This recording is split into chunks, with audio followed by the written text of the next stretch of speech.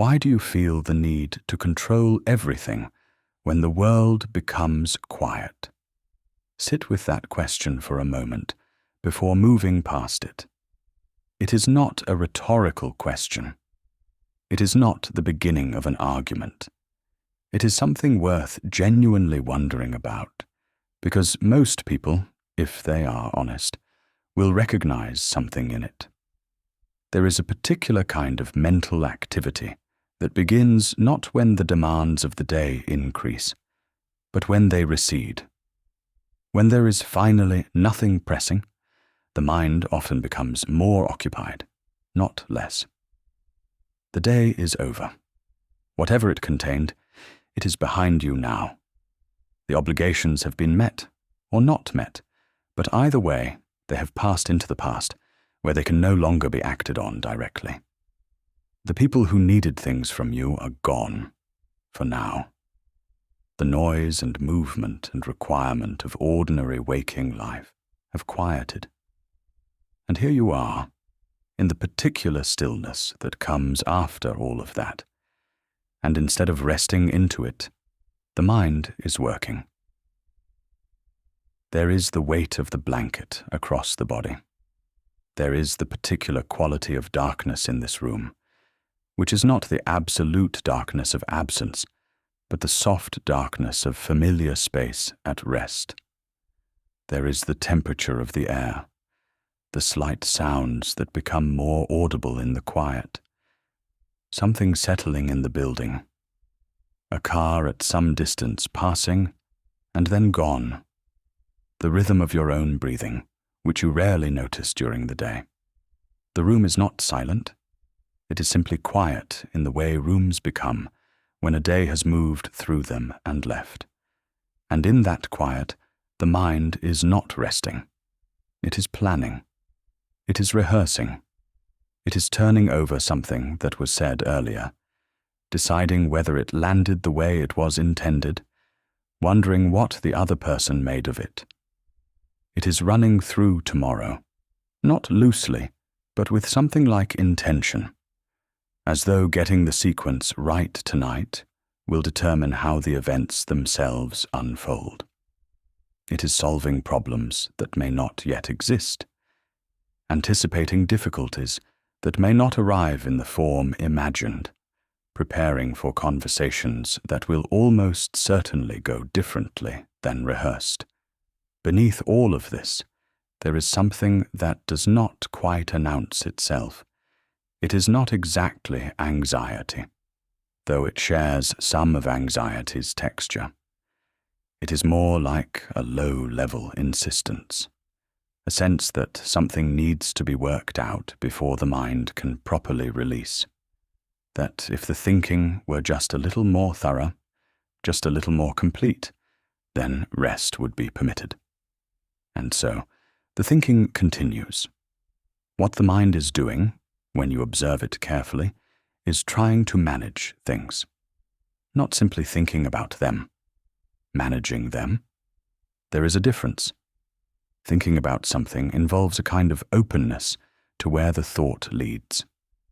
Managing it involves an orientation toward a specific outcome, the resolution of uncertainty, the securing of a particular future, the prevention of a particular fear. The mind is working not toward understanding, but toward control, toward the sensation that something has been handled, or at least that handling is underway. The curious thing is that the quieter the world becomes, the more insistently this effort continues, as though stillness were itself the problem, as though the absence of external demand creates an internal pressure to fill the space with something productive, or at least with something that resembles productivity. The planning feels like usefulness. The reviewing feels like learning. The anticipating feels like responsibility. And so the mind maintains its posture of working even when the work, in any practical sense, is finished for the day. This is not about judgment. What is being described is not a failure or a weakness. It is something deeply familiar, something that most people who have ever tried to sleep will recognize without effort. The active mind in the quiet night is not a problem to be diagnosed. It is a human experience that is worth understanding more clearly, because clarity about it tends to change the relationship to it in a way that neither suppression nor indulgence quite manages. This reflection is not about stopping the mind. It is not a technique for achieving stillness or a sequence of steps for falling asleep.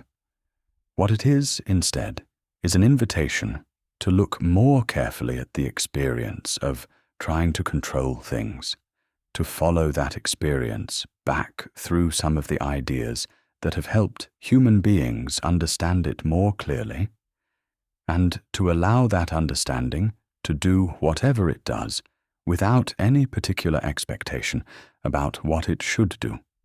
Philosophy is not a remedy. It is a way of looking, and looking clearly at something, understanding its actual shape and texture and origin, often changes the relationship to it in ways that effort and will cannot. Not because the difficulty disappears, but because it is no longer encountered in the dark, as something unknown and therefore more threatening than it actually is. So let the mind continue to move. Let the plans continue to form if they form. Let the reviews continue if they continue. There is no requirement here to be still or calm or anything in particular. There is only the slow, quiet company of ideas, and the gentle, persistent question they keep pointing toward. What is it, exactly, that the mind is trying to do in the dark? And does it know what it is working with? It may be helpful, before moving into the ideas themselves, to spend a moment simply with the observation of what the mind is actually doing at this hour. Not to judge it or change it, but to see it a little more clearly. There is the planning, yes. There is the rehearsal and the review. But there is also, beneath these, a quality of orientation. The mind is leaning toward something. It is pointed at the future or the past, tilted away from the present, as though the present were not quite where the important things are. This leaning is worth noticing, not because leaning is wrong, but because it is so continuous and so automatic that it tends to go unnoticed entirely. The mind leans into the future and the past, the way a person might lean slightly forward when walking into wind, without noticing the lean, because the lean has become the default posture. It is only when something draws attention to it that the lean becomes visible. And with visibility comes, very slightly, the possibility of choice about it. You do not have to lean, not because leaning is bad, but because the present, the actual texture of this moment with its specific weight and darkness and quiet, is not nothing. It is, in fact, everything that is actually available right now. The future is not here yet. The past is already gone. The plans and the reviews are real mental activities happening in real time, but they are happening here, in this body, in this room, at this hour. And the here is available, as well as the content of the thinking. Both can be present simultaneously. Neither needs to exclude the other. This is the spirit in which what follows is offered. Not as instruction, not as a method for achieving anything, but as a slow, patient turning of attention toward something that is already present and has always been present, visible more clearly from some angles than from others. There was a 17th century French mathematician and philosopher named Blaise Pascal, who made an observation that seems, at first, almost too simple to be interesting. He noticed that human beings have enormous difficulty sitting quietly in a room by themselves. This is not a complaint about distraction in the modern sense, though we have found new and extremely efficient means of distraction that Pascal could not have imagined. What he was pointing to is something older and more structural than any particular technology. He was observing that the human mind, when left without external occupation, tends toward a specific kind of discomfort. Not always dramatic, not necessarily suffering, but something that makes a person reach for anything rather than remaining in simple, unoccupied stillness. Pascal called the remedy for this discomfort divertissement. The word carries more weight in French than its usual English translation of amusement or entertainment suggests. It is not simply fun. It is the turning away of the mind from something it does not want to encounter towards something that keeps it moving. And Pascal believed that this turning away is not occasional or circumstantial. He believed it is constitutive of how most people spend most of their time. The question worth asking is, what is the mind turning away from? Pascal's answer is not a comfortable one, but it is honest. What the mind turns away from, in his account, is the bare experience of being here, in this particular life, with its particular uncertainties and limitations and finitude. When the external demands fall away and there is nothing to manage or engage with, what remains is the self in an unusually unmediated form, aware, without distraction, of its own smallness, its own uncertainty, its own inability to know how things will go or how long it has or what, finally, it all amounts to. This is not a comfortable thing to encounter, and most people, Pascal observed, arrange their lives so as not to encounter it too directly or for too long. They find things to do. They create projects and obligations and entertainments that keep the mind oriented outward, toward something manageable, something that can be engaged with and worked on, rather than inward, toward the open, unstructured experience of simply being here. What is valuable in Pascal's observation for the experience of the restless night is the implication it carries. If the discomfort with stillness is not simply a modern problem or a habit that could be retrained with sufficient discipline, but something built into the structure of self-awareness itself, then the drive to fill the quiet with mental activity is not a failure. It is a response, a very human response to something genuinely difficult about the experience of consciousness. The planning and reviewing that occupy the nighttime mind are, from this perspective, a form of divertissement. They keep the mind oriented toward something manageable, something that can be worked on, something that provides the sense of being productively engaged, rather than allowing it to settle into the bare, unstructured experience of existence. They are not malicious or deluded. They are the mind doing what it is inclined to do when stillness arrives, finding a project, any project, and applying itself to it. Pascal was writing from within a specific religious framework, and his understanding of what the stillness reveals and what might be found there, if one were willing to remain in it, belongs to that framework. What is useful here is not the religious context, but the observation itself, which stands independently of it. The mind flees stillness. The fleeing takes many forms. The control-seeking, the planning, the reviewing, all of these are among the most sophisticated and socially approved forms of that flight. They do not announce themselves as avoidance. They announce themselves as engagement. There is a subtlety here worth following a little further. Not all mental activity in the quiet hours is avoidance. Genuine thinking, genuine reflection, the kind that moves toward something rather than away from something, has a different quality to it. It tends to feel open rather than urgent. It tends to produce a kind of settling rather than a kind of restlessness. It tends to arrive at something, even if what it arrives at is simply a clearer sense of the question. The control-seeking, by contrast, tends to circle.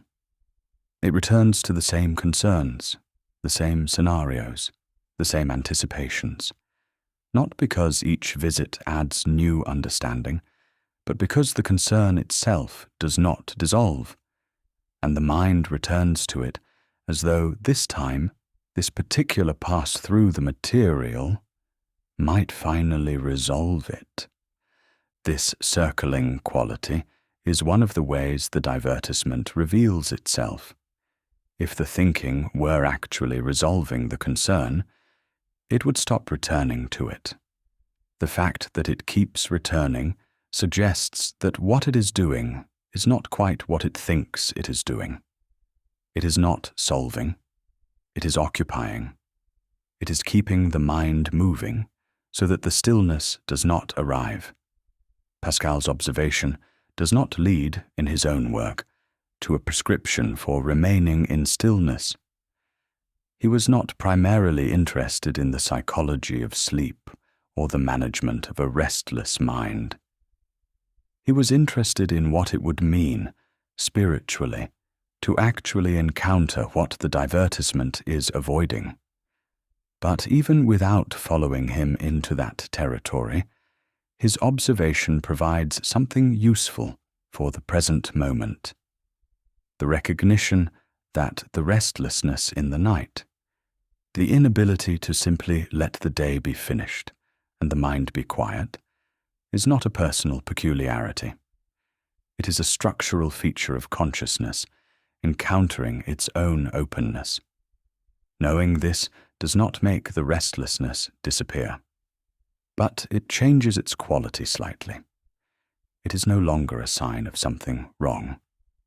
It is the mind being what minds are, in the context of stillness, which is among the most challenging contexts the mind encounters. And the next time the planning begins, or the review, there may be something that notices it as the familiar activity it is, without urgency, without judgment, and with something closer to the steady curiosity of someone watching a familiar pattern unfold. The stillness is not dangerous. It contains nothing that cannot be survived, and the mind that learns, gradually and without force, to remain a little longer in the quiet before reaching for a project, may find that the stillness, once encountered rather than fled, has less power to unsettle than the fleeing itself. There is something that happens when a person actually remains in the discomfort of stillness for a sustained period. Something that is not often discussed because it is not often reached. Most people, as Pascal noted, reach for a project before the stillness can deepen enough to reveal what is in it.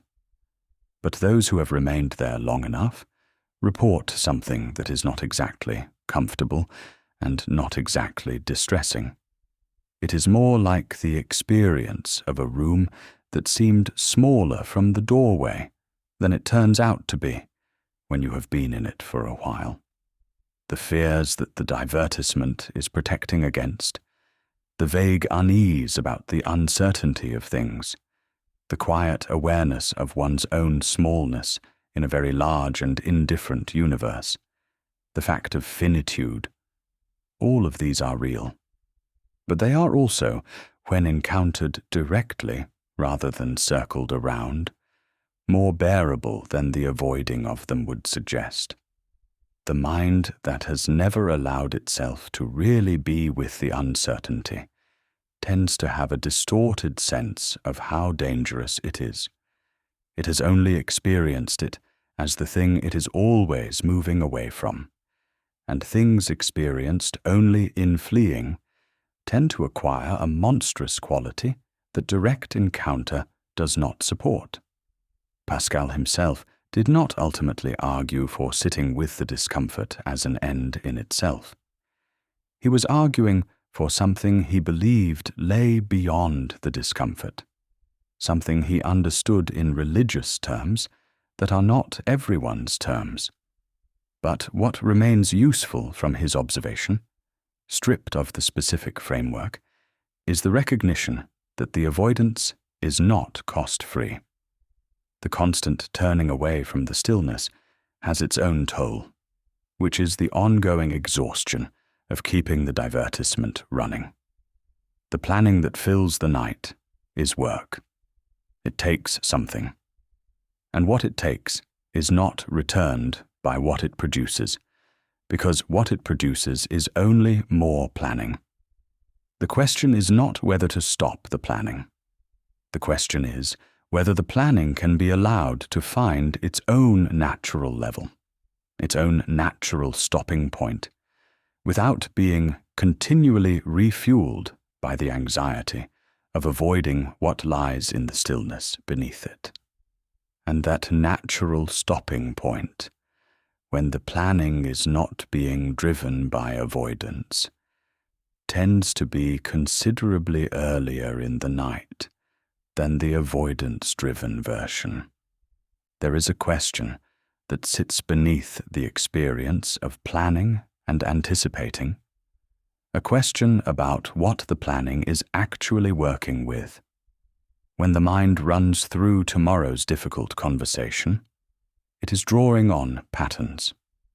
It knows from experience how this particular person tends to respond to directness, how they react when they feel cornered or challenged, what tone tends to disarm them, and what tends to harden them.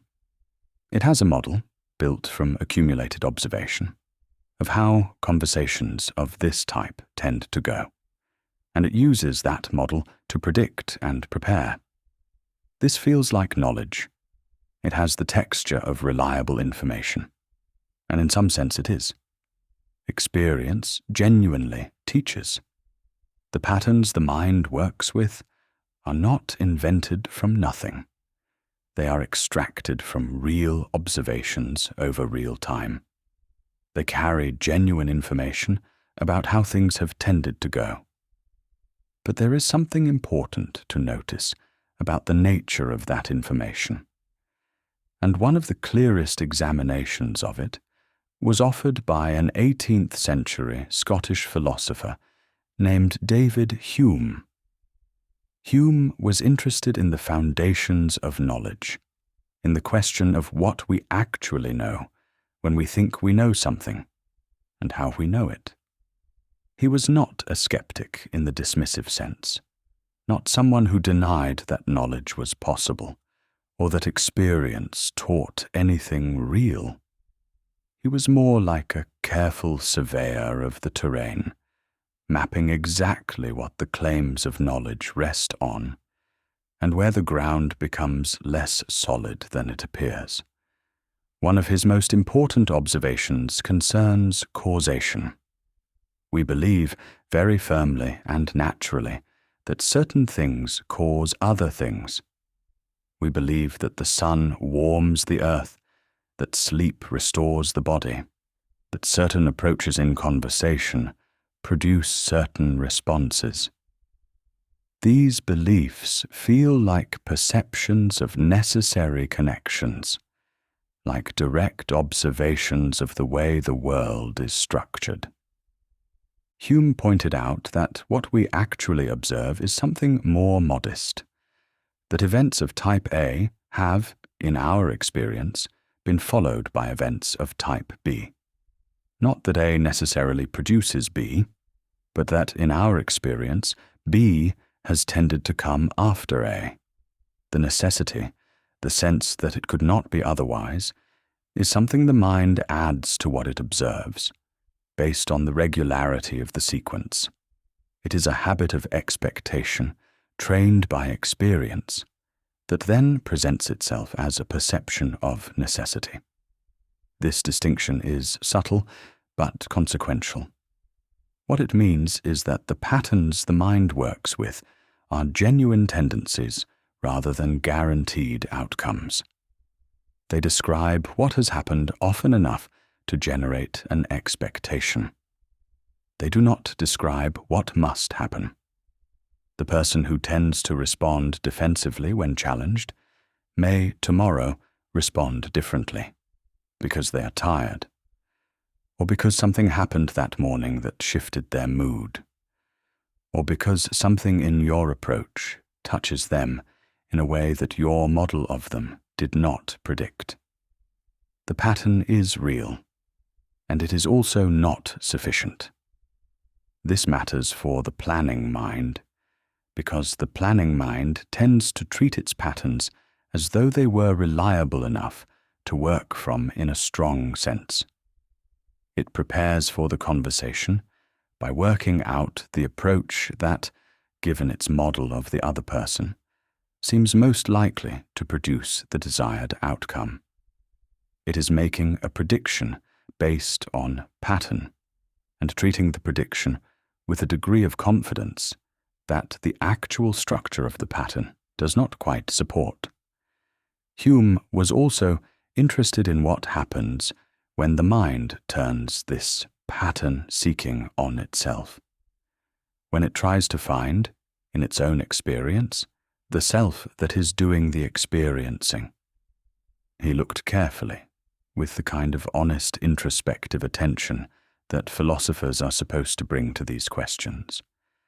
And what he found was a succession of thoughts, feelings, impressions, perceptions, one following another, without any fixed thing behind them that could be identified as the self that was having them. There was no stable, persisting entity that he could locate beneath the flow of experience.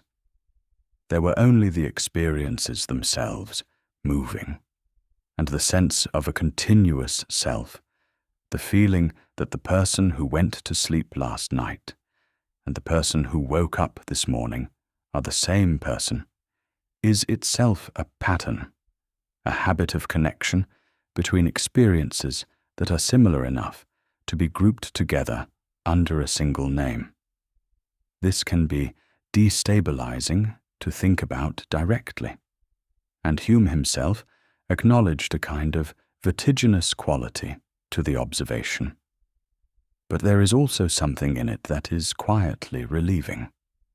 If the self is not a fixed thing that must be protected and managed and maintained in a particular state, but rather a process, a continuously unfolding movement of experience, then the urgency of the management project is somewhat diminished. You are not defending a fortress. You are accompanying a river. The river will continue to move whether or not you stand on the bank directing its course. What Hume offers for the experience of the restless night is a gentle loosening of the grip on the patterns, not their dismissal, not a counsel of ignorance or indifference to what experience teaches, but a reminder that the patterns are the mind's interpretation of experience, not the experience itself. They are useful approximations, not certainties, and the plans built on them are preparations for a version of tomorrow that may not arrive in the form imagined. There is something almost peaceful in sitting with this observation for a moment. If the patterns are tendencies rather than laws, then the perfect approach, the ideal sequence of words, the most strategic framing of the difficult thing that needs to be said, is released somewhat from its urgency. You can think about it. You can consider what you know and what you have learned. But you cannot, through the completeness of your preparation, Eliminate the openness of what has not yet occurred. Something will happen that was not anticipated. Something in the conversation will arrive differently than the model predicted. This is not a failure of preparation. It is the nature of things that are genuinely open. The patterns will continue to run. The mind will continue to work from what it knows, as it should, but perhaps with a slightly lighter grip on the conclusions it draws from them, a slightly greater ease with the gaps between the model and what actually transpires. Hume's observation does not produce certainty about uncertainty, which would be its own kind of contradiction. It produces something more like a comfortable familiarity with the limits of what can be known, which is a different thing entirely, and a more honest one. It is also worth noticing what the pattern-making does to time. The mind that is heavily invested in its patterns tends to inhabit a kind of continuous present tense, in which the past and the anticipated future are both more vivid than the actual present moment. The pattern is extracted from the past and projected onto the future, and in the process, the present, the actual texture of now, the darkness of this room, the weight of this body, the specific quality of this particular moment in a particular life, is thinned to almost nothing. The planning mind is rarely in the present. It is almost always elsewhere, working on something that is not here. This is not entirely its fault. The present moment, as Hume's philosophy suggests, is itself a somewhat slippery thing, a moving point between what has just been and what is about to be, without much solidity of its own. The mind that is always looking for patterns and causes and consequences will not find much to hold on to in the bare present. It will tend to move naturally toward the past, where the patterns were formed, and toward the future, where they might be applied. But there is something that can be noticed in the bare present if the pattern-seeking is allowed to rest for a moment. It is not dramatic. It is not the great illumination that meditation teachers sometimes promise. It is something quieter and more ordinary. The simple fact of being here, in this specific configuration of body and mind and room and night, which has never existed before and will never exist again in exactly this form. The patterns do not quite capture this. They are generalizations, and this is particular. They describe what tends to happen. And this, right now, is what is happening. These are different things. The particularity of the present moment, when it is briefly allowed to register, tends to have a slightly disarming quality. Not because it is beautiful, though it may be. Not because it is peaceful, though it may be. But because it is real in a way that the pattern's prediction of it is not. The prediction is always a map. The present is always the territory. And the territory, however ordinary, has a density and specificity that maps, however accurate, cannot quite reproduce. Hume would perhaps be cautious about these observations. He was a careful philosopher who tended not to invest heavily in what could not be grounded. But even within his careful account, there is room for the recognition that the mind's pattern-making is a selective process, a drawing out of regularities from the flow of experience, and that the flow itself from which the regularities are drawn has a texture that the regularities do not fully capture. The map is not the territory, the pattern is not the moment, and the moment, if nothing else, is what is actually here. There is a still deeper question underneath the question of whether the patterns are reliable, and it concerns freedom itself. Baruch Spinoza was a 17th-century Dutch philosopher who spent much of his adult life grinding lenses for a living and thinking with great patience and precision about the relationship between human beings and the rest of nature. He was excommunicated from his religious community for his ideas, which gives some indication of how far outside the comfortable assumptions of his time his thinking went. His major work was published only after his death, as though he knew that what he had written would not be easily received while he lived. One of the central ideas in Spinoza's philosophy is that everything that happens follows from prior causes, not loosely or approximately, not as a general tendency, completely. Every event in the physical world is determined by prior events in the physical world, in a chain that stretches back further than any individual life, and forward into a future that no individual perspective can fully see. This includes, in Spinoza's account, everything that happens in the human mind. Every thought, every desire, every decision, every moment of what feels like free choice follows from prior states of the mind and body, which follow from prior experiences, which follow from prior conditions, all the way back to a beginning that none of us encompasses.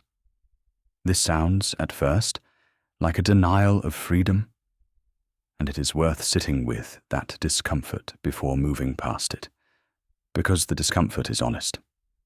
If every thought I have is determined by prior causes that were not chosen, in what meaningful sense am I thinking it freely? If every decision follows from prior desires and beliefs and circumstances, what is left of the experience of choosing? Spinoza's answer to this is careful and worth following closely. He does not say that there is no difference between acting from clear understanding and acting from confused impulse. There is a real difference, and in his account, between a person who understands what they are doing and why, and a person who acts from forces they cannot see or name. The first person is, in a meaningful sense, more free, even though their actions also follow from prior causes. Freedom for Spinoza is not the absence of causation, which would be incoherence, not freedom. It is the presence of understanding. When you act from a clear and adequate understanding of your situation, including an understanding of what is actually within your power and what is not, you are acting as freely as a human being can act. But what he does say, and this is the part that most directly addresses the experience of lying awake, trying to manage things, is that most people believe themselves to be free in a way they are not. They experience their choices as arising in a kind of open space, uncaused, simply selected among genuinely available options by a will that is itself uncaused. And this experience, Spinoza argues, is generated not by its accuracy, but by ignorance. We do not see the causes that shape our desires and decisions. We experience only the outputs of processes that run beneath conscious awareness. And because we do not see the machinery, we assume there is no machinery. Think about what drives the planning in the quiet night. There is the desire for a particular outcome in tomorrow's conversation. There is the fear of a particular failure. There is the investment in a specific relationship or project or aspect of one's life. An investment that was not chosen in any simple sense, but arrived as part of the accumulated history of a life, shaped by experiences and influences and contingencies that stretch back before memory. The caring that makes the planning urgent is not itself something that was decided on. It was found, already present, already running. The planning is in service of something that preceded it. And more than that, the outcome of tomorrow's conversation will be determined by the interaction of all the causes at play in it, most of which are not visible from here. The other person's state of mind will be shaped by things that happened to them today, by their own history and preoccupations, by the accumulated weight of all their prior experiences with you and with situations like this one. The interaction between two people is a meeting of two causal histories, each vastly more complex than either party can see. What emerges from that meeting will follow from all of those causes, and the preparation done tonight is one small input into a system of enormous complexity. This is not a reason for passivity. Preparation genuinely matters. Understanding a situation clearly, knowing something about how the other person thinks and what they need, having a clear sense of what you want to communicate and why. All of this is real input into the interaction, and it will have real effects. Spinoza is not counseling disengagement or indifference. What he is doing is narrowing, honestly, the zone of what is within actual reach. The preparation matters, and it is one cause among many. The outcome will not be controlled, because control of that kind, the kind that overrides all the other causes in play, is not available. What is available is engagement, clear-eyed and appropriately scaled, with the part of the situation that is actually accessible from where you stand. There is something clarifying in this that is not the same as resignation. When a situation is understood accurately, including what is and is not within reach, the effort that was being diffused across the uncontrollable can be redirected toward what is actually available. Not trying to control how the other person responds, but attending to how clearly you communicate. Not trying to secure a particular outcome, but trying to show up to the situation with genuine presence and honest intention. These are things that are actually within the sphere of your causal contribution to the event. The rest will go as it goes. Spinoza called the state of acting from adequate understanding of one's situation a kind of blessedness. Not happiness in the sense of sustained positive feeling, but something more like the deep stability of a person who sees clearly and acts accordingly, who is not being driven by forces they cannot identify or struggling against the nature of things out of ignorance of what the nature of things actually is. In the quiet of the night, the planning is already underway, already doing what it does. The recognition that Spinoza offers does not stop it, but it may change the quality of the engagement with it slightly. The plan becomes less a desperate attempt to secure an uncontrollable outcome and more a genuine act of preparation. Useful, honest about its limits, and resting when it has done what it can. The thinking can continue, and when it has genuinely done what thinking can do, it can stop, not because the problem is solved, but because it has been met as honestly as it can be met from here. There is a particular kind of fatigue that comes from trying to control what is not within reach of control. It is different from ordinary tiredness, which is the fatigue of actual work done on actual problems.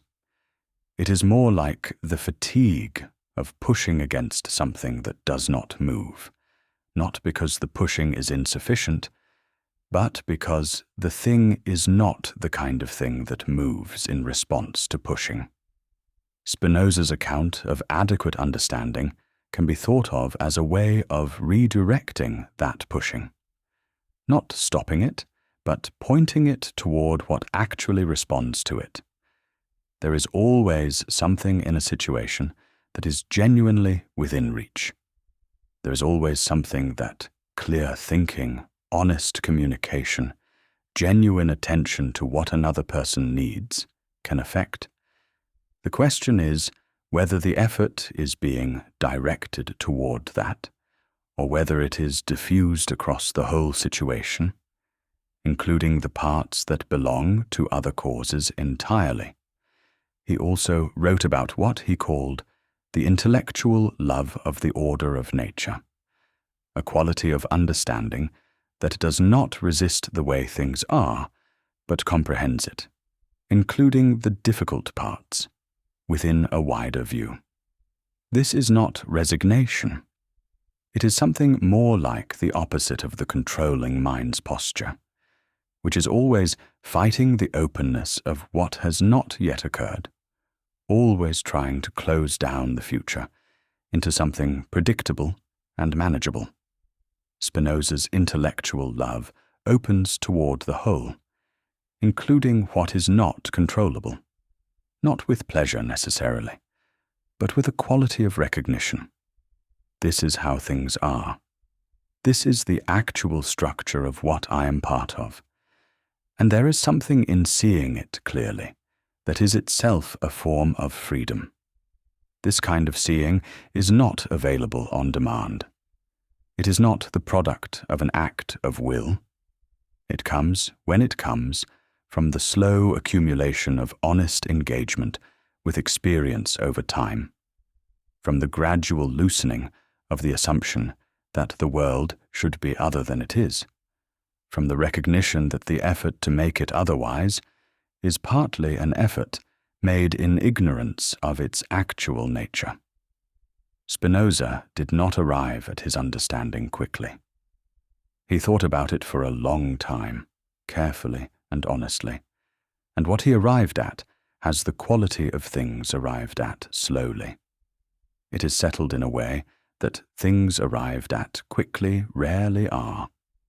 For tonight, the recognition does not need to be complete. A partial recognition is enough. The acknowledgement that some of what the planning mind is working on is genuinely within reach, and some of it is not, and that the night's energy might be given more to the first and released more readily from the second, is itself a form of Spinoza's adequate understanding, scaled to the ordinary scale of an ordinary night. Below the question of what can be controlled, below the question of whether the patterns are reliable, there is a question about the desires themselves, about what exactly is driving the effort, and where that driving force comes from. Arthur Schopenhauer was a 19th century German philosopher who wrote about human experience with a quality of honesty that can feel at first almost brutal. He was not interested in providing comfort. He was interested in accuracy. And what he found, when he looked carefully at the structure of human willing and wanting, was something that disturbed the comfortable picture of a rational agent freely directing their own life toward freely chosen ends. His central idea was that beneath all the specific desires and goals and plans that occupy the conscious mind, there operates a deeper force that he called the will. Not will in the ordinary sense of willpower or deliberate intention. Something more like a blind, directionless striving that underlies all living things. A force that presses toward no particular end except its own continuation, that expresses itself through the specific forms of desire and fear and need that each individual creature experiences. But that is not itself rational or purposeful or oriented toward any final satisfaction. the specific desires you have, the things you want and fear and work toward, are the forms this deeper will takes in your particular life. You did not choose them in the way you might choose an item from a menu. They arrived, shaped by your nature and your history and your circumstances, already present, already pressing, before any decision was made about whether to have them. This is, as Schopenhauer intended it, a somewhat unsettling idea to sit with. Consider the investment that drives the nighttime planning. There is something you care about, something that matters to you in a way that makes its uncertainty feel important enough to think about in the dark. A relationship, perhaps. A project. An aspect of your life that feels precious and therefore vulnerable. You did not decide to care about it in the way you might decide to try a new approach to something. The caring was already there. You discovered it, or it discovered you. And it has been present in the background of your experience, shaping what you notice and what you fear and what you work toward, without having been chosen. And the drive to manage and control the things that are connected to this caring is not chosen either. It arises from the caring in the same way that the caring arises from the deeper will, automatically, prior to any deliberate decision to be this way. The planning mind is not a tool you pick up and put down according to some higher-level decision. It is what the will looks like when it runs through a mind capable of anticipating and reflecting. It is the will using the instruments that are available. Schopenhauer drew a further observation from this that is worth following. The desires, once satisfied, do not remain satisfied. The thing wanted, when attained, provides relief, but not the relief of completion. What arrives after the satisfaction is a brief quieting, and then the emergence of new wanting. The wanting itself does not stop.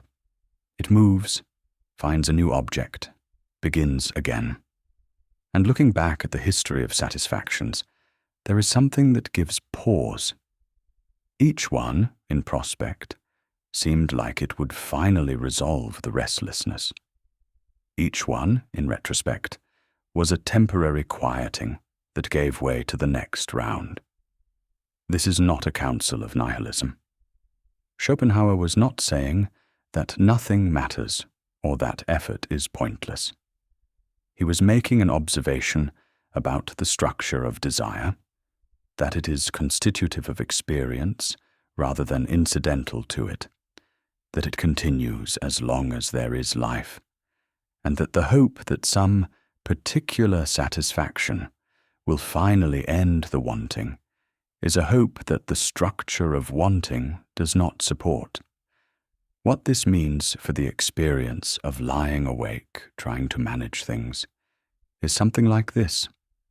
The urgency beneath the planning is not going to be discharged by sufficient planning.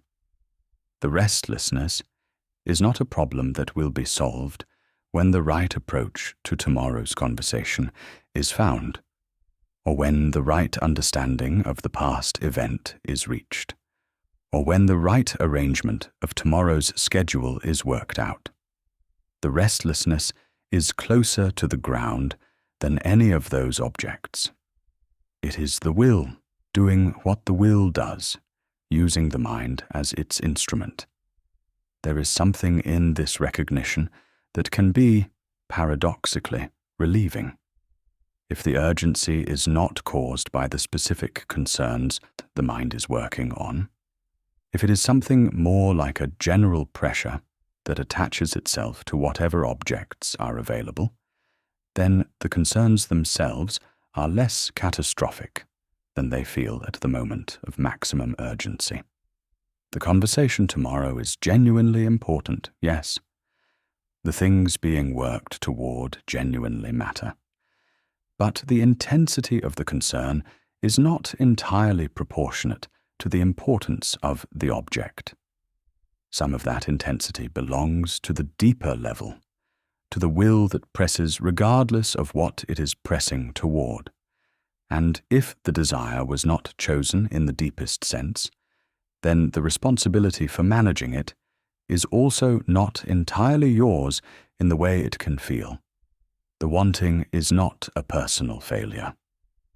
The restlessness is not a character flaw. It is the structure of being a wanting creature, which is what a living human being is. The mind is working because something in it needs to work, prior to any decision to be that way. You did not ask for this exactly. It simply is what is here. Schopenhauer's later writing gestures toward moments in which the will temporarily quiets, moments of deep aesthetic absorption or extended stillness, in which the usual urgency of wanting recedes, and something more like simple presence becomes available. He does not prescribe these moments or offer a method for achieving them. He observes that they arise occasionally when the conditions are right, and that in them the otherwise continuous pressure of willing is briefly suspended. Perhaps, in the quiet of this night, something of that quality is available. Not as a goal, not as something to be worked toward, but simply as what becomes possible when the willing is noticed clearly enough that it no longer completely disguises itself as necessity. The wanting is there, as it always is. The mind is working, as it does, and in the noticing, something of the insistence may ease, not because the desire has been satisfied, but because it has been seen clearly enough to be known for what it is. Schopenhauer also made a distinction, which is worth following a little further, between the way desire operates in relation to its own satisfaction. There is a particular quality to the moment when a desire is about to be met, an intensity, a sense of almost arrival, a concentration of attention on the approaching satisfaction. And there is a particular quality to the moment after, a brief quieting, a temporary release of the pressure, followed by something that is difficult to name, but that most people will recognize if they look honestly at their own experience. A slight flatness, a subtle disappointment that has nothing to do with the quality of what was obtained, and everything to do with the structure of desire itself, which needed the approaching rather than the arrived. This is a difficult observation to sit with, because it implies something about the whole architecture of the wanting life that can feel at first like pessimism. But Schopenhauer was not primarily a pessimist in the popular sense of the word. He was accurate, and the accuracy, when it has been genuinely absorbed, has a strange effect. It makes the specific objects of desire less absolute, less like the solutions they present themselves as, and therefore easier to hold, with a slightly looser grip.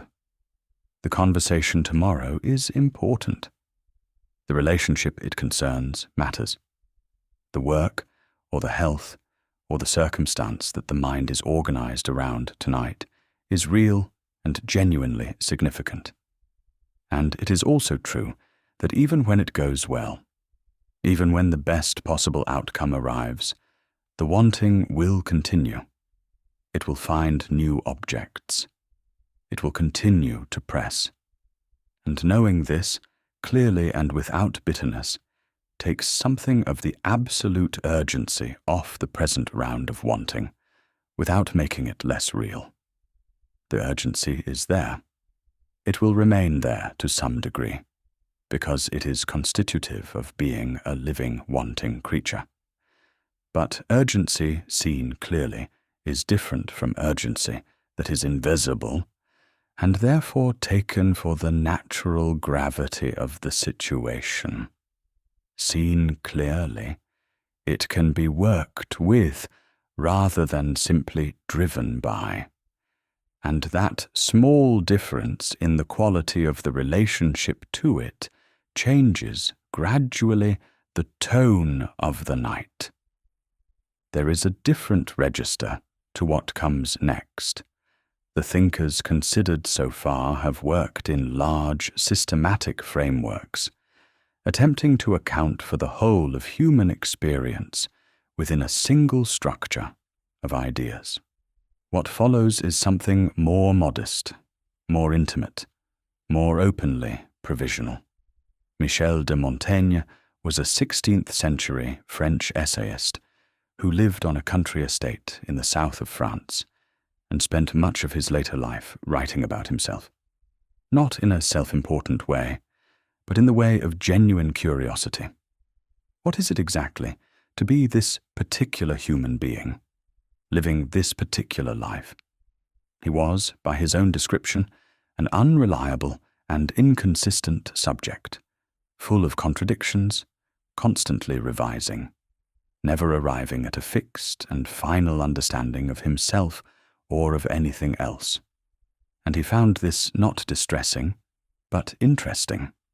His motto, which he had inscribed on a medal, was the question "Que sais-je?", which translates simply as "What do I know?" It was not a despairing question. It was the question of a genuinely curious person who had looked carefully enough at the foundations of his convictions to recognize how much of what he thought he knew was actually assumption, habit, received opinion, or the particular accident of his circumstances. He was not a skeptic in the technical philosophical sense. He was simply honest.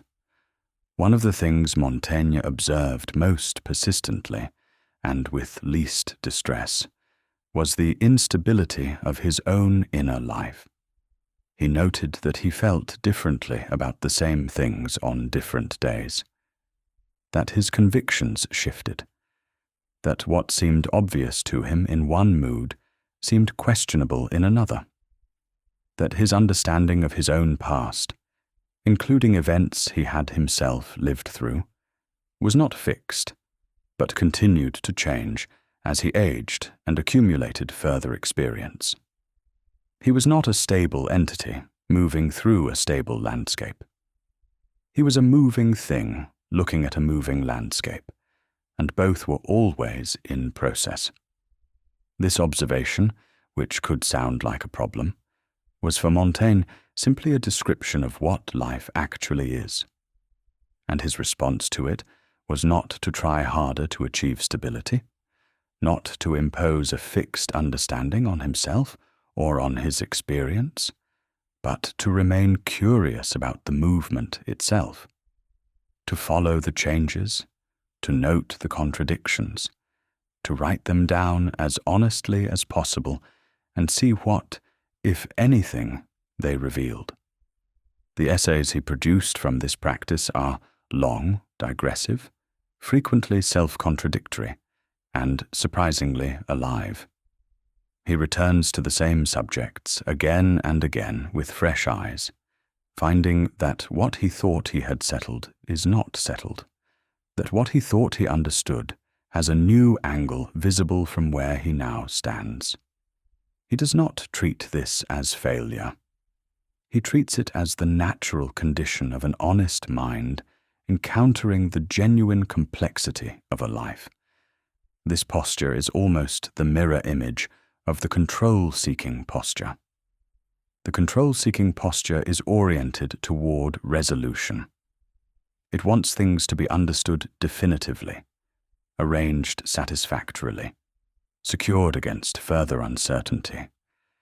It is not comfortable with the provisional, the shifting, the undecided. It wants to arrive somewhere and stay there. Montaigne's posture is oriented toward following, not toward any particular destination, but toward the honest observation of where things actually are, even when where things are is uncertain, contradictory, and in motion. He was not passive. He was deeply engaged with his life and with the ideas and people he encountered. But his engagement had the quality of attention rather than management, of genuine interest rather than the drive to bring things under control. He wrote about aging and the gradual approach of what he called the great leveler, with a directness that is bracing but not grim. He looked at the fact of his own eventual death without turning away from it, without wrapping it in comfortable abstractions. And he found that the honest encounter with it was less frightening than the avoidance. What the mind will not look at directly tends to acquire a power in the periphery that it loses when faced straight on. He also wrote about the pleasures of ordinary life with a warmth that is entirely without condescension. A good meal, thoughtfully enjoyed. A conversation with a friend that goes somewhere unexpected. The particular quality of an afternoon. The light changing across a familiar view. These things were not trivial to him, not compensation for the absence of more serious satisfactions. They were the texture of a life, as real and as important as the larger projects and ambitions that shared the field with them. This is worth staying with for a moment, in the context of a night spent working on tomorrow. The blanket is heavy in a particular way. The room has its own specific quality of darkness, different from other rooms, different from other nights in this room. There is a sound somewhere, faint, and it comes and goes. These are not nothing. They are the texture of this particular moment, which is itself a kind of life, complete without requiring anything further to justify it. The planning mind has already moved away from this texture into the future or the past, working on something other than what is present. It is engaged elsewhere.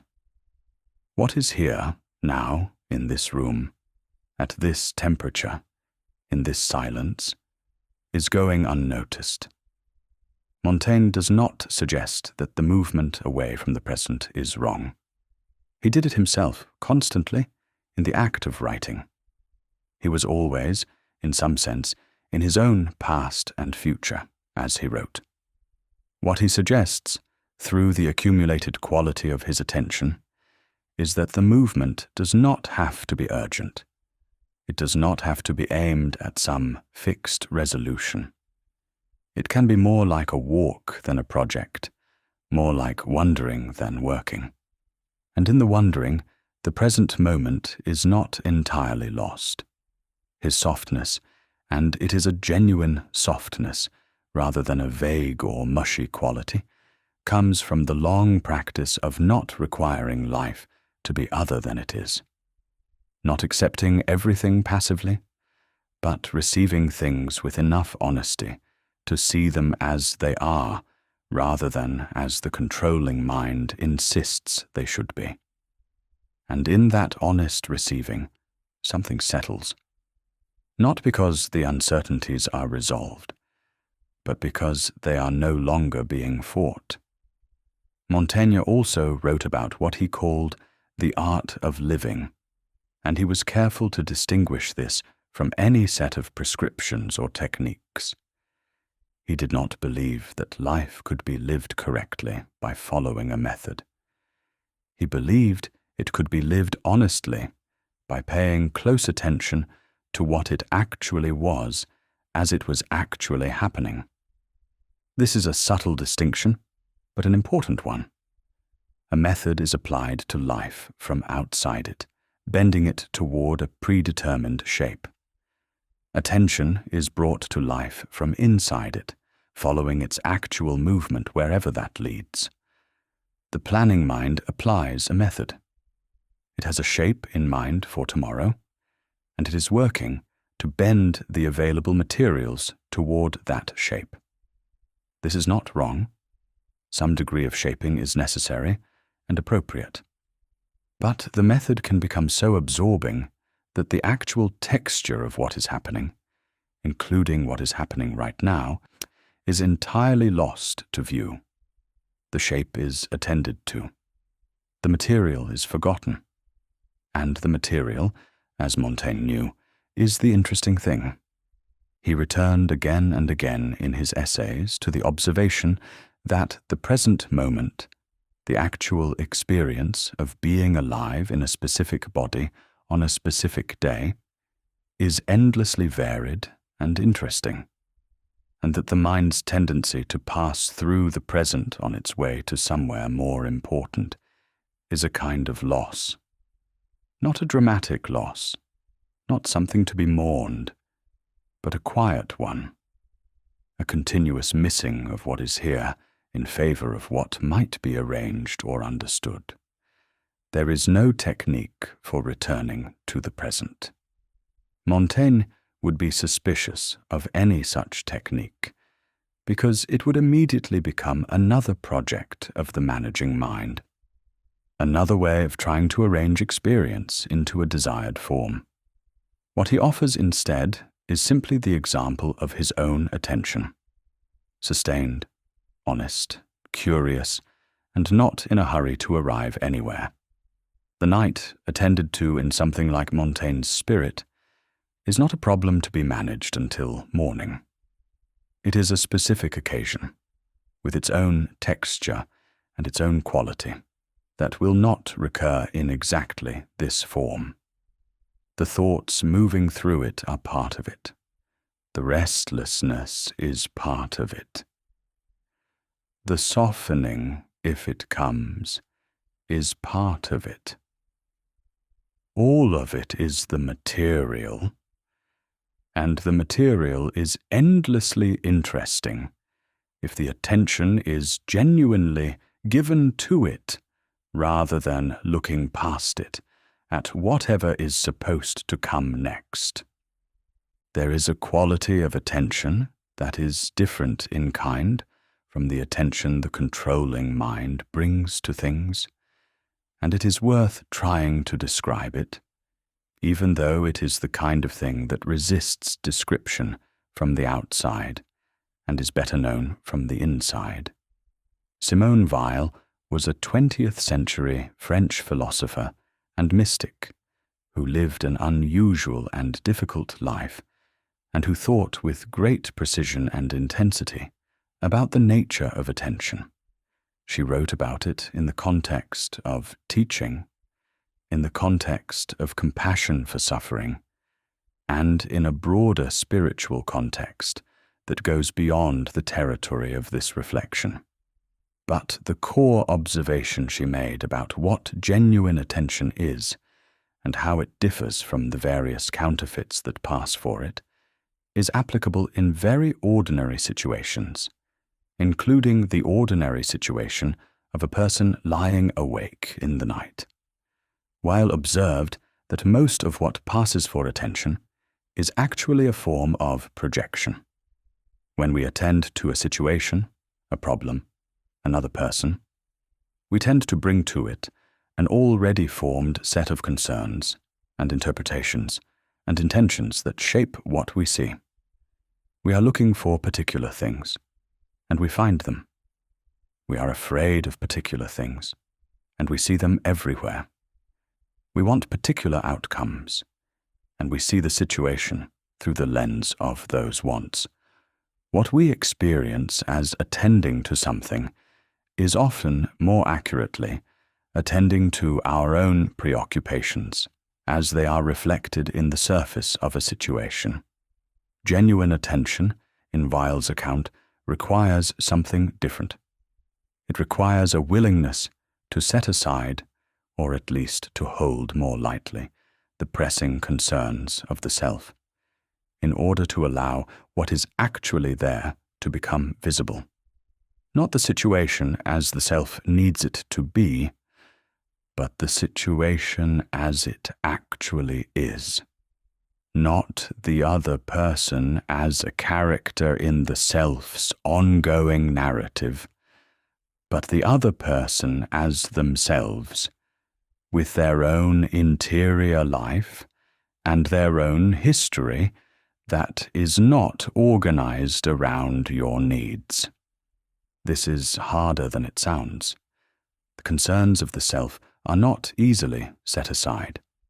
They press constantly and automatically, and the effort to set them aside can itself become a project of the controlling mind, another thing to manage and accomplish. Which is why Weil is careful to describe genuine attention not as an effort, but as a kind of release. Not the forcing of the self into submission, but the allowing of its grip to relax, which happens when it happens, more like a settling than a suppression. She used a word, decreation, to describe the movement she was pointing toward. It is a word she uses in a very specific way, not the destruction of the self, but the voluntary relinquishment of its insistence on being at the center of everything it perceives. The self remains, the attention remains, but the self's pressing need to arrange what it attends to according to its own interests is, in the moment of genuine attention, quieted enough that what is actually present can be received. This is relevant to the nighttime experience in a specific way. The controlling mind, as it plans and reviews and anticipates, is deeply self-centered in the technical sense of that phrase. Not selfish in a moral sense, but oriented outward from the self as its fixed point of reference. Everything it considers is considered in relation to what it needs, what it fears, what it is trying to secure or prevent. The other people in the imagined conversations exist primarily as elements of a situation being managed, rather than as people with their own genuine interiority. The events being reviewed are events in the story of a self trying to maintain itself. The self is always at the center. Weil's attention moves the center, not to somewhere else, not away from the self entirely, but away from the self's urgent insistence on managing everything in relation to its own interests. What replaces that insistence is not emptiness. It is a kind of openness, an availability to what is actually here, which includes the self, but is not exhausted by it. In the context of the night time, this might mean something as simple as allowing the room to be the room, without immediately making it the backdrop for the self's ongoing project. Allowing the body to be present as something experiencing the night, rather than as a tool for executing tomorrow's agenda. Allowing the thoughts that arise to arise without immediately being recruited into the planning, noticed but not followed into urgency. Weil also wrote about what she called the creative waiting, a posture of alert openness that is not the same as passive inactivity. It is a waiting that is fully present, that does not disengage or drift, but that refrains from the projective activity of the controlling mind. It receives what arrives rather than reaching for what is wanted. It is available to surprise rather than oriented toward the confirmation of what is already expected. This is a posture that the controlling mind finds genuinely difficult, because the controlling mind is, by nature, oriented toward what it already knows and what it needs. The openness that Weil describes requires a willingness to not know, to not need, at least for a period. And this is uncomfortable in a way that is structural rather than incidental. The discomfort is not a sign of failure. It is the experience of a genuine transition, the moment when the grip of the controlling mind is being relinquished, without yet knowing what will replace it. What replaces it, in Weil's account, is not nothing. It is a fuller presence to what is actually here. The night, with its particular quality. The body, with its particular heaviness. The mind, still moving, but moving without the urgency of a project, following its own natural course, rather than being driven by the engine of the will's insistence. She was a person for whom suffering and difficulty were not abstractions. She had lived through experiences that gave her understanding of difficulty a weight that purely theoretical thinking does not have. And what she found in the midst of genuine difficulty was that genuine attention, the kind that receives what is actually here rather than projecting what is feared or wanted, is not a technique for avoiding difficulty. It is a way of being present to it that is neither consumed by it nor running from it. The night's uncertainty is not dangerous. The mind's activity is not a problem to be solved. And the body at rest knows something that the planning mind does not. That what is needed is not more careful arrangement of an already over-arranged life, but simply the allowing of what is already here to be here, without anything further required of it. Attention, in Weil's sense, is what becomes possible when the effort to control recedes enough to leave space for it. It is not an achievement. It is what is naturally present when the overlay of urgency is not entirely filling the field. She wrote in one of her notebooks about the waiting that genuine attention requires, a waiting that is not passive but alert, not empty but receptive, not resigned but open.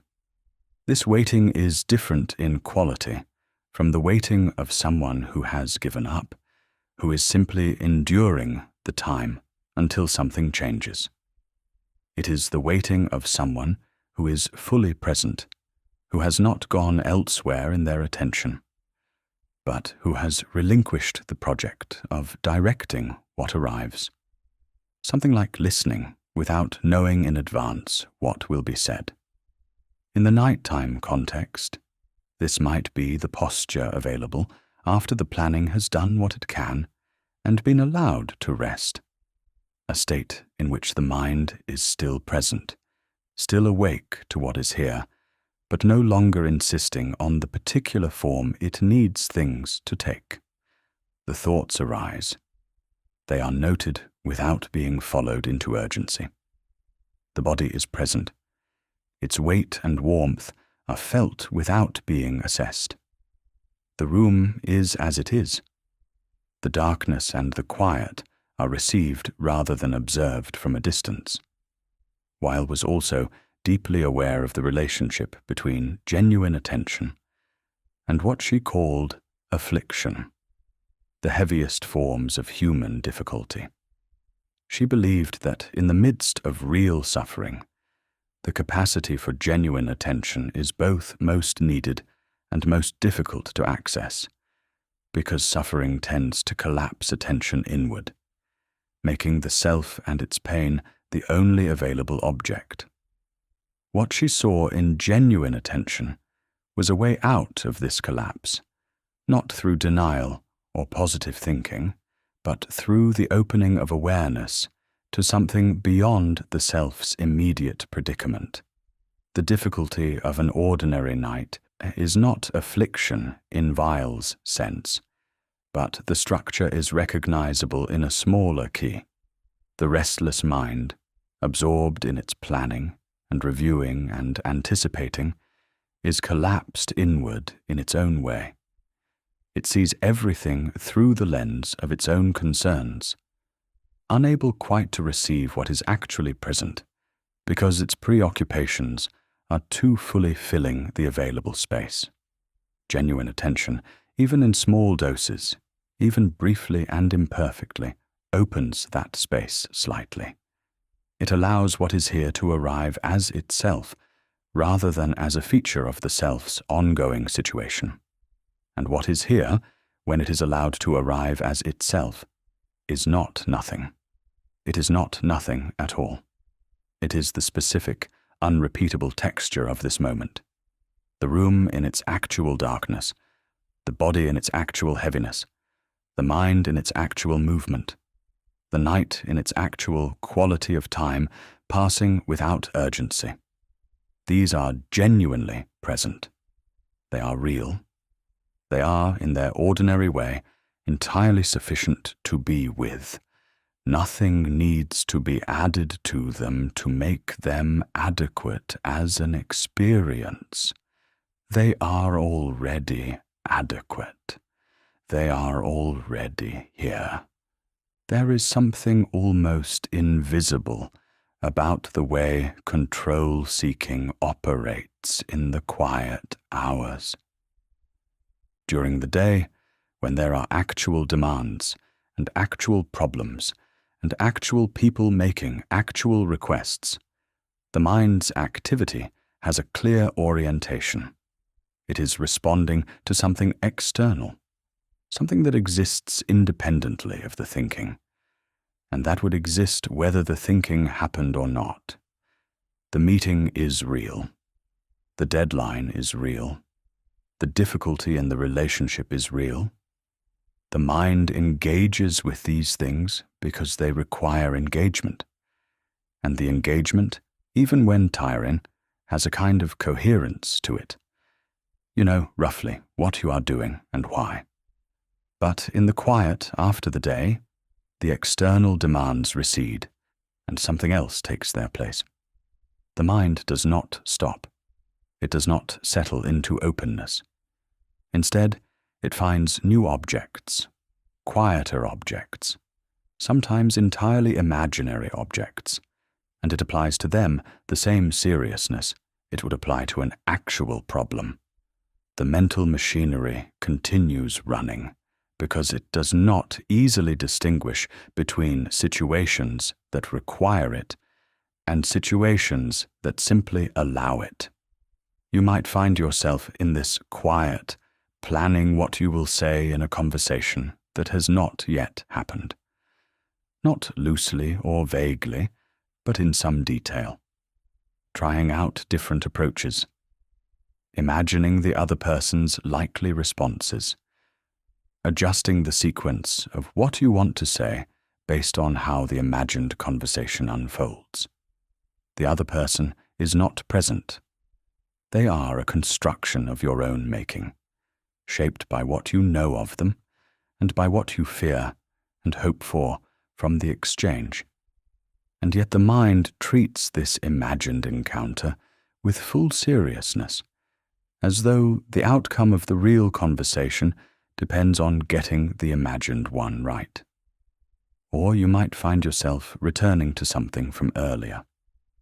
A moment that felt slightly off, a word that landed differently than intended, a decision that seemed clear at the time, but now, in the quiet, seems less certain. The mind returns to it and begins to work on it. It imagines what might have been said differently. It constructs an alternate version of events that is tidier, more controlled, more in line with how you would have wanted things to go. It is revising something that cannot actually be revised because it has already happened. But the revision feels productive. It feels like learning. What is happening in both of these cases is worth examining carefully. The mind is not simply reflecting or exploring. It is trying to secure something. It is reaching into the future to arrange it more favorably, or reaching into the past to extract from it some lesson that will make the future more manageable. It is, in both cases, working against uncertainty by filling it with the sensation of doing something useful, and the sensation is convincing. It feels like preparation. It feels like the kind of conscientious engagement with one's life that responsible people undertake. This is what control feels like from the inside. Not the confident possession of outcomes, which is rarely available, but the effort to obtain that possession. The ongoing, low-level work of trying to understand and predict and arrange. And there is a quality of comfort in the effort itself, independent of whether it achieves anything. The act of planning, of reviewing, of anticipating, provides a sense of being active in relation to one's life, rather than merely subject to it. The mind is doing something, and doing something feels better than the alternative, which is sitting in the openness of uncertainty without a project to manage it. It is worth asking, gently, where this drive comes from. Not to pathologize it, but to understand it. Part of what drives it is simply habit. The mind has spent an entire waking day in a posture of engagement, responding to demands, solving problems, anticipating what comes next. It does not easily put down that posture when the external demands disappear. The machinery keeps running because it has been running all day, because it has been reinforced over years and decades by the genuine usefulness it provides in situations where it is actually needed. It is not wrong for the mind to be capable of planning and anticipating. Those capacities are among the most useful things a human being has. The question is only whether, at this particular hour, in this particular stillness, they are being applied to something that can actually be worked on, or whether they are simply continuing because stopping is harder than continuing. But beneath the habit, there is something more fundamental. The drive toward control is not simply learned. It answers something deep in the experience of being a conscious creature in an uncertain world. Life does not come with guarantees. The things that are valued, the relationships, the work, the health, the small arrangements of daily existence that make a life feel inhabitable, none of them are permanent. They are all subject to change, to loss, to the slow or sudden arrival of what was not anticipated and not wanted. And the mind, sensitive to this, tries to compensate. If the future cannot be guaranteed, then perhaps it can be predicted accurately enough to prepare for. If the past cannot be changed, then perhaps it can be understood thoroughly enough to extract something that makes the future safer. The effort is not irrational.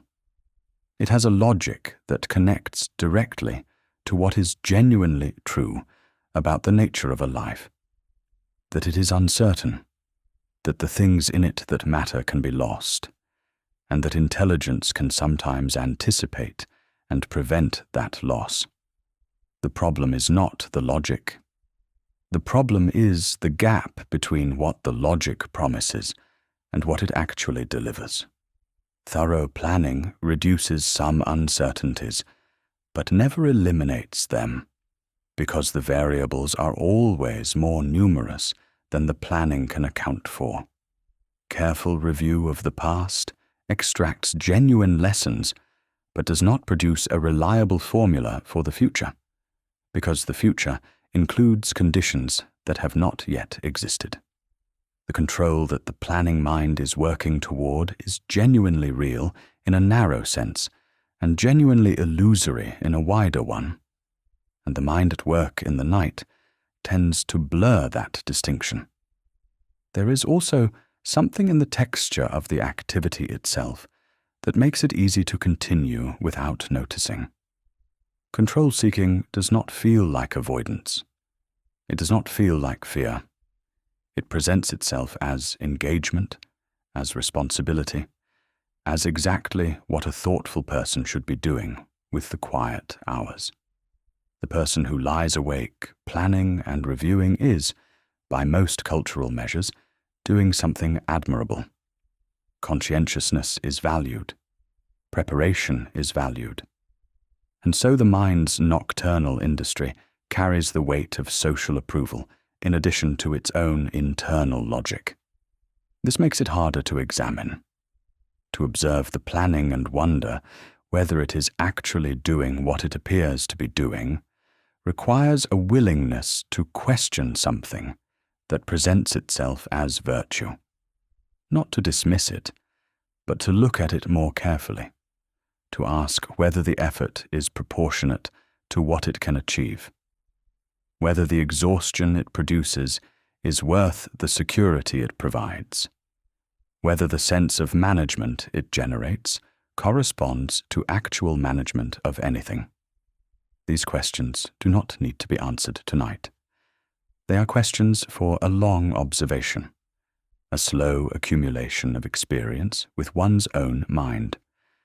What is useful now is simply to notice the activity, to observe the planning and reviewing and anticipating with some degree of recognition. This is what the mind does. This is how it fills the quiet. This is the particular shape of the control-seeking as it moves through this particular night.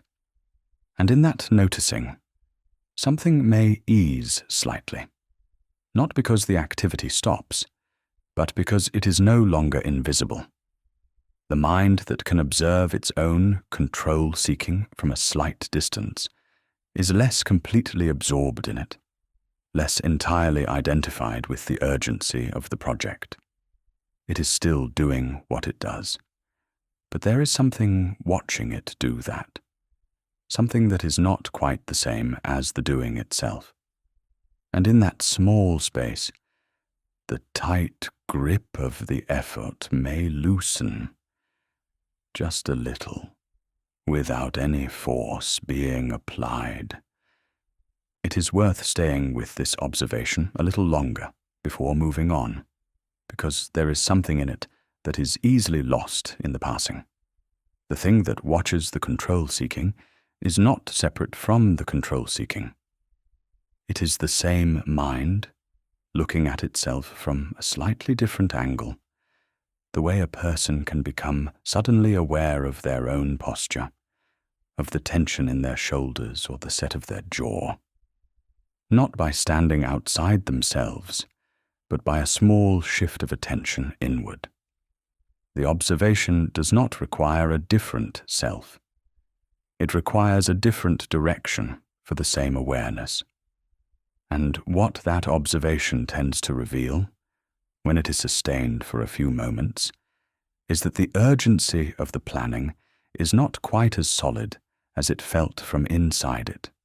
Observed from a slight distance, the plan for tomorrow's conversation is seen as a plan, a mental construction, built from what is known and feared and hoped, not the thing itself. The review of the past event is seen as a review, a version shaped by where the mind currently stands, not the event itself. These are the mind's representations of things, not the things. And representations, seen as such, carry less weight than they do when they are mistaken for the things they represent. There is a long tradition of thought, not only in Western philosophy, but across many cultures and many centuries, that has pointed toward this same small distinction. The difference between being absorbed in the content of the mind and being aware of the mind as a process that generates content. The Stoic philosophers of ancient Rome were interested in it. The Buddhist traditions of meditation have made it a central concern. The modern interest in mindfulness, however it has been simplified and marketed, is pointing at the same distinction. It is not a new idea. It is one of the oldest observations about consciousness that has been preserved.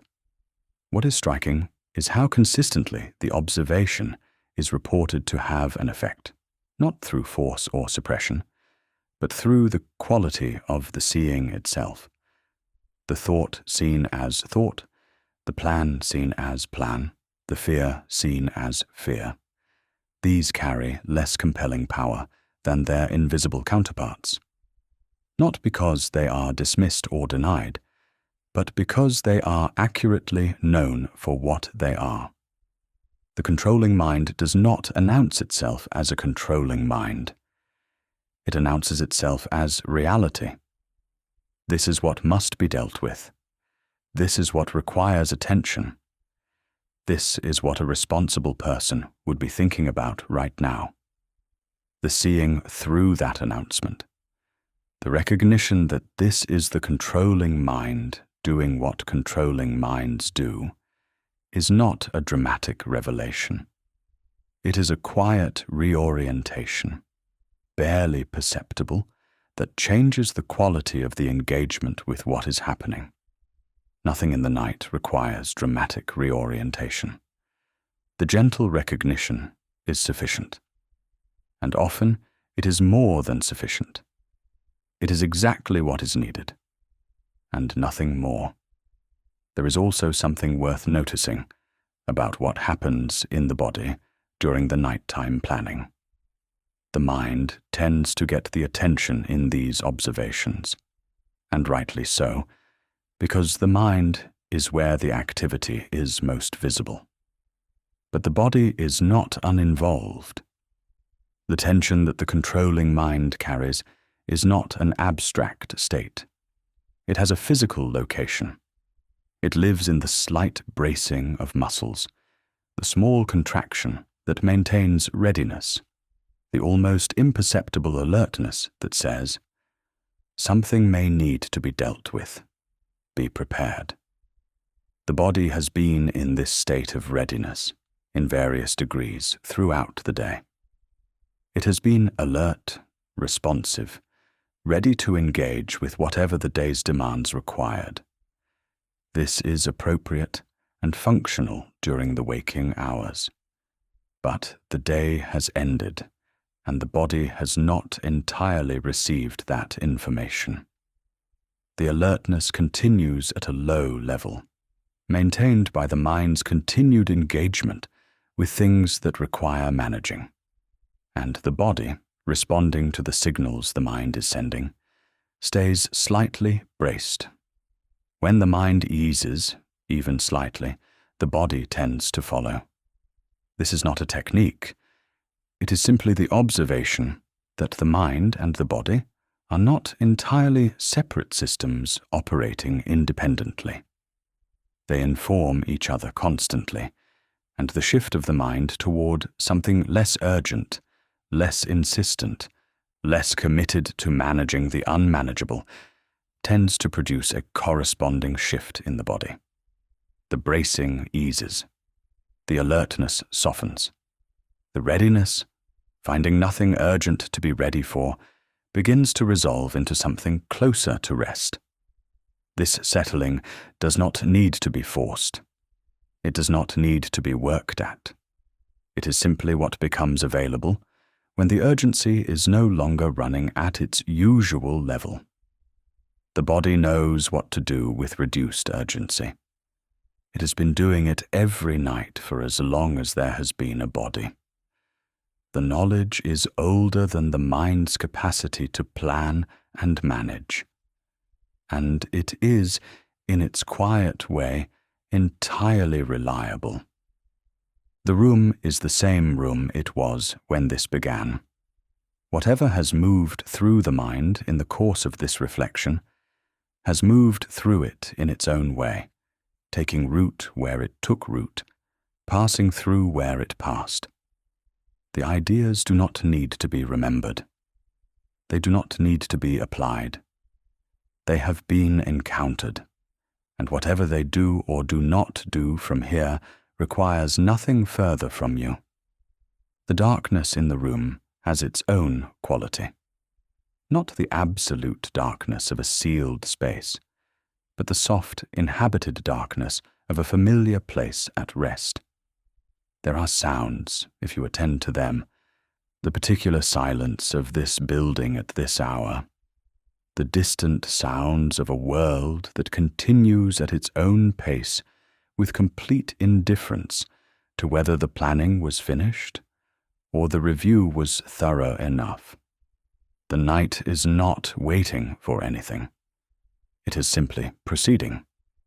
The body is heavy in its particular way, the weight of it against whatever it is resting on, the warmth that has accumulated in the small space around it, the breathing which continues without instruction, deeper and slower perhaps than it was at the beginning of this reflection, or perhaps not. The body does not require assessment. It is doing what it does. And the mind, if the mind is still moving, is moving, that is fine. There is no requirement here that it stop. What has been traced through the ideas of these 5 philosophers is not a method and not a cure. It is more like a gradual shifting of the light on something that was already present, the same experience of lying awake with a restless mind, seen now from several different angles, each angle revealing something that the ordinary experience of it tends to obscure. Pascal showed that the restlessness is not new and not personal. It is built into the structure of consciousness, encountering its own openness. The drive to fill the quiet with mental activity is a response to something that has unsettled human beings, as long as there have been human beings reflective enough to notice it. There is something almost companionable in that, something that connects the experience of this particular night to an enormous and shared human history of the same difficulty. Hume showed that the patterns the planning mind works with, however genuinely useful, are not the reliable guarantees they tend to feel like. They are habits of expectation, trained by experience, accurate as tendencies, and insufficient as certainties. The future that is being prepared for is genuinely open in ways that no amount of careful preparation can close. This is not a reason for anxiety. It is an accurate description of the territory that makes the preparation more honest, and when it has done what it can, more willing to rest. Spinoza showed that the zone of actual control is smaller than the controlling mind tends to assume. The forces that determine how things go extend far beyond any single perspective. What is available is not control in the full sense, but understanding, and understanding, honestly applied, produces engagement that is both more effective and less exhausting than the effort to manage what cannot be managed. The recognition of limits is not defeat. It is the beginning of clarity. Schopenhauer showed that the desires being worked toward were not, in any simple sense, chosen.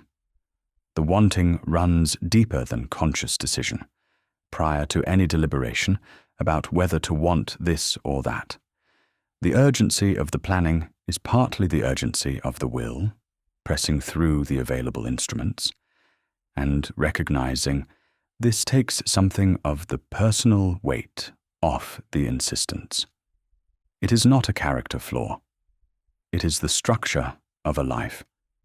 And Montaigne showed that it is possible to live with all of this, not by resolving it or transcending it, but by remaining genuinely curious about it, by following the movement of experience without requiring it to arrive at a fixed destination, by receiving the instability of a life as its texture rather than its deficiency.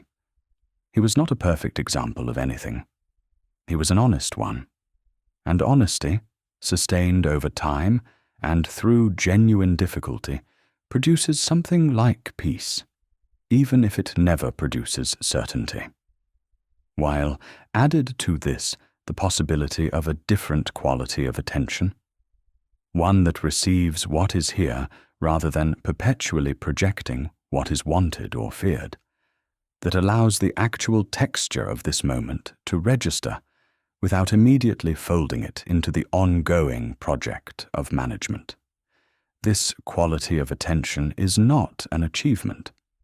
It is what becomes available when the overlay of urgency lifts enough to leave room for it. None of this was instruction. None of it was advice. It was, in the spirit in which philosophy works best, a slow clarification of something that was already present. The controlling mind, the restless planner, the reviewer of the past and the organizer of the future, none of these were shown to be wrong or to be cured. They were shown more clearly in their origin and their nature and their actual scope. And that clarity, however partial, changes the relationship to them in ways that effort and will cannot. Nothing in this room requires your management tonight. The thought deserves to settle for a moment before moving on from it.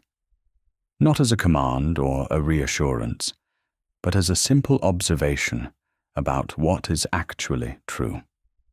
Whatever is present in the mind right now, whatever concerns or plans or reviews are still moving through it, none of them require resolution before the night can be allowed to proceed. The conversation that is being prepared for will happen, or not, and it will go the way it goes, and no amount of preparation done in the dark will fully determine that. The decision that is being reviewed has already been made, and reviewing it further does not change it, though it might eventually inform the next decision. The future is open and will continue to be open regardless of how thoroughly it is planned for tonight. The life will not come apart in the absence of this night's management. This is perhaps the thing that the controlling mind finds hardest to accept, not because it is false, but because accepting it would mean releasing a posture that has felt for a very long time like the responsible posture. The person who plans carefully, who reviews and learns and anticipates, who does not simply let things happen but engages with them thoughtfully. This person is, in most contexts, doing something genuinely valuable. The posture is not wrong. The question is only whether it needs to continue at this particular hour, in this particular stillness, when the things it is applied to cannot actually be changed by the application. Slowly, and without forcing anything, the grip can be allowed to ease. Not all at once. Not through an act of will, which would simply be another form of management, but gradually, through the natural settling that becomes possible when the activity is recognized clearly enough that it no longer sustains itself through invisible momentum.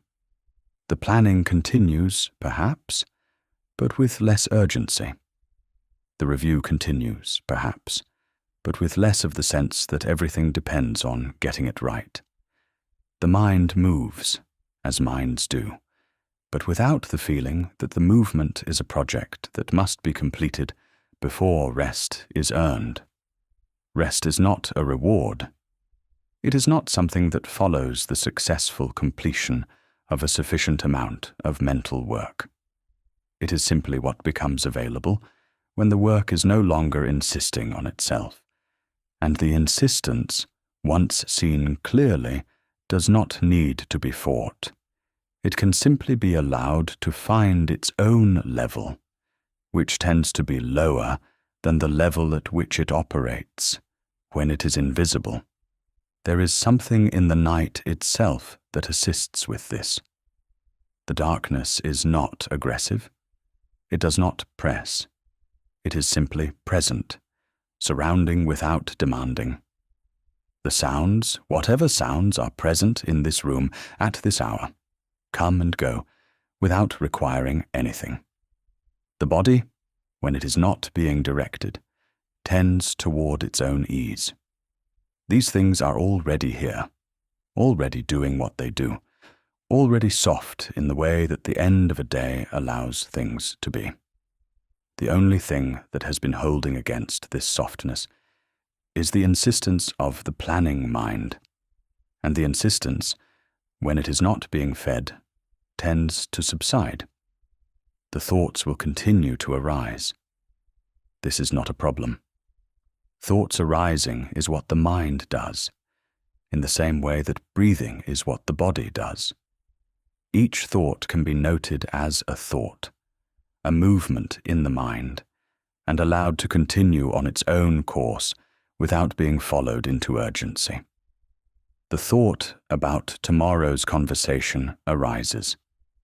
It can be noted, yes, and then allowed to continue past, without pulling the whole of the attention behind it. The thought about the thing that was said earlier arises. It can be acknowledged, yes, and then allowed to move through without requiring a complete revisitation of the event. This is not suppression. The thoughts are not being stopped or refused. They are simply not being given the full weight of urgency that the controlling mind would attach to them. They are allowed to be what they are, thoughts moving through, without the status of tasks that must be completed before rest can proceed. And in the space that this allows, something that is not quite anything is present. Not sleep, necessarily, though sleep may come. Not a particular state of calm or clarity that can be described precisely. Just the experience of being here, in this darkness, with this body, with these thoughts moving through their own natural course, and nothing required. The room continues to be the room. The night continues to be the night. The distance between where you are and the morning is not a problem to be bridged, but simply a duration to be lived. The questions that were raised at the beginning of this reflection are not answered. They were never going to be answered, because they are not the kind of questions that have answers in the ordinary sense. Why does the mind try to control things it cannot fully control? Because it is responding to something genuinely uncertain with the most sophisticated instrument it has. Because caring about a life means also being vulnerable to a life, and the vulnerability is not comfortable. Because the patterns the mind works with are genuinely useful even when they are not sufficient, and the mind does not always know when to put them down. These are not answers. They are descriptions, and descriptions, accurate ones, are often what is needed more than answers, because they allow the experience to be seen clearly enough that it is no longer necessary to fight it, or flee it, or endlessly work on it. The restlessness is here. It is known. It is, in its own way, entirely understandable. And in being understood, it is held a little less tightly, which is as much as this night or any night can offer. Let the mind continue to move, if it moves. Let the plans continue to form, if they form. Let the reviews continue, if they continue. And somewhere beneath all of this, somewhere that is not reached by effort or intention, but that is always already there, is the simple fact of being here. Alive, in this particular body, in this particular room, on this particular night, with everything that is uncertain, and everything that is precious, and everything that is simply present. The room holds it all, without difficulty. The night holds it all, without judgment. And the body, beneath the moving mind, already knows how to rest. This is perhaps the place to stay for a while. Not to press on toward any further idea, not to introduce anything new, but to remain here, in this observation, and let it settle into whatever space it can find in the mind that has been working all night. The body knows how to rest. It has always known. The knowledge is not learned or earned or achieved through sufficient preparation. It is built into the structure of what a body is, one of the oldest and most reliable things about it. Before there was language or thought, or the capacity to plan and review, there was this: the body moving through the rhythms of activity and rest that sustain it. The rest is not the interruption of the living. It is part of the living, as fundamental and as necessary as anything the waking mind accomplishes. The mind, with its particular capacities, tends to forget this. It tends to treat rest as something that must be earned, or permitted, or allowed after sufficient work has been done, as though the body were waiting on the mind's clearance before it could do what it already knows how to do. And the mind, conscientious and thorough, and genuinely invested in doing things properly, tends to keep working until a standard of completion is met that is never quite met, because the work of managing an uncertain life is never finished. But the body does not require the mind's permission. It requires only the slight reduction of the mind's insistence, the slight loosening of the grip that allows it to do what it was always going to do when the pressure eased. Sleep is not an achievement. It is what happens in the absence of sufficient resistance. And the resistance, when it is looked at clearly, is not made of anything very solid. It is made of habits of urgency, of the felt sense that the planning is not yet complete enough, of the low-level anxiety that has found temporary expression in the review of the past event or the rehearsal of tomorrow's conversation. These are real experiences. The urgency is genuinely felt, but it is not, at this hour, proportionate to anything that actually requires it. It is the machinery continuing to run, because the machinery does not know how to recognize its own completion. The philosophers who have moved through this reflection have each, in their different ways, offered a small contribution to the recognition of the machinery. Pascal named the tendency to flee stillness. Hume loosened the grip of the patterns. Spinoza narrowed the zone of what is actually within reach. Schopenhauer pointed to the wanting that runs beneath all the specific wants. Montaigne modeled a way of following the movement of life without requiring it to arrive anywhere. Weil pointed toward the quality of attention that becomes possible when the self's insistence is quieted. None of them offered a method. All of them offered a way of seeing, and the ways of seeing, accumulated and held lightly, tend to produce the same small effect, a slight reduction in the conviction that everything depends on the mind's continued vigilance, a slight opening of the grip, a slight increase in the space available for what is already here. What is already here is sufficient. The room, the body, the night, the thoughts moving through their own course without requiring direction. All of this is already present and already in its own way, entirely in order. Nothing is missing from this moment. Nothing needs to be added to it or taken from it or rearranged within it. It is complete as it is, in the specific and unrepeatable way that every moment is complete, not because it is perfect or even particularly remarkable, but because it is what is here, and here is where everything actually happens. Let the night continue. Let the mind do whatever it does. Let the body find its own way toward whatever rest it finds. There is nothing further required.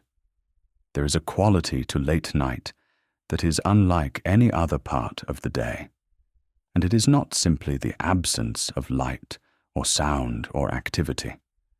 It is something more like a change in the quality of time itself.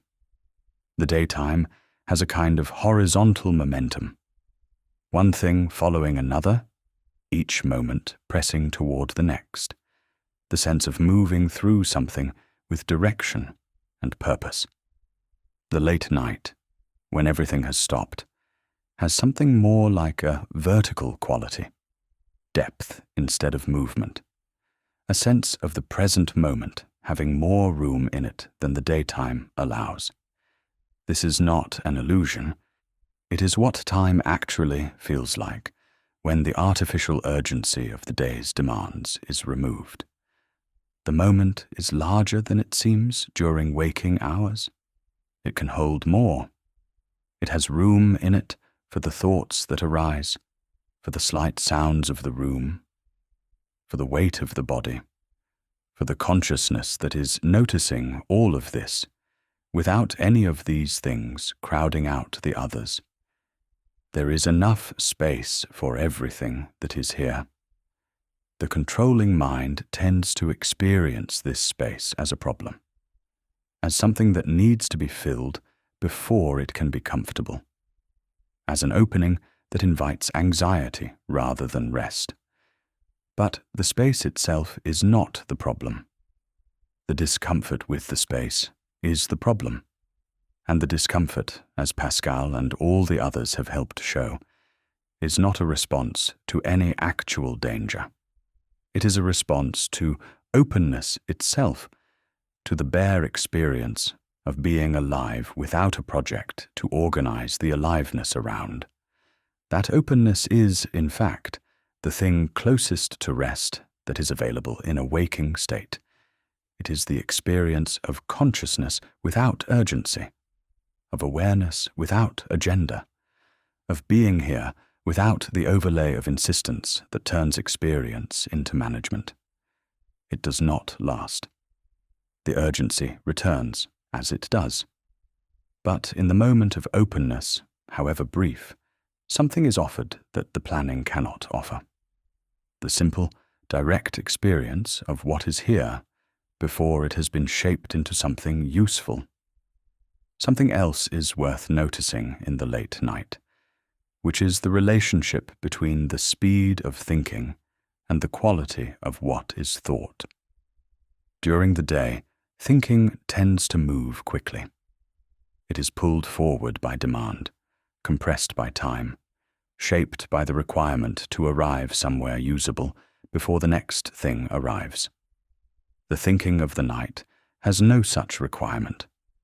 It can move as slowly as it needs to, or not move at all, or circle back to something already thought without any sense that this is a failure of efficiency.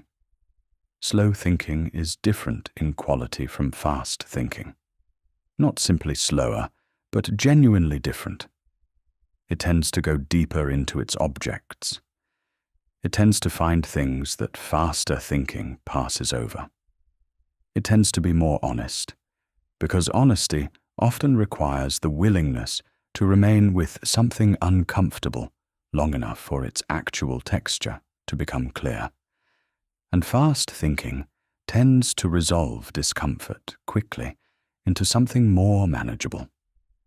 The night, with its particular quality of unhurried time, is one of the few occasions that ordinary life provides for this kind of slow thinking. Not the slow thinking of planning and reviewing, which has its own urgency even at low speed, but the genuinely unhurried thinking that follows where it goes without knowing in advance where that is. This is the kind of thinking that occasionally, without warning, finds something that was not being looked for. A recognition, a small clarity, a slight shift in how something has been understood. It does not arrive through effort. It arrives through the willingness to remain. The room is quiet, the night is long, and somewhere beneath the thinking, without any assistance from the thinking, the body already knows.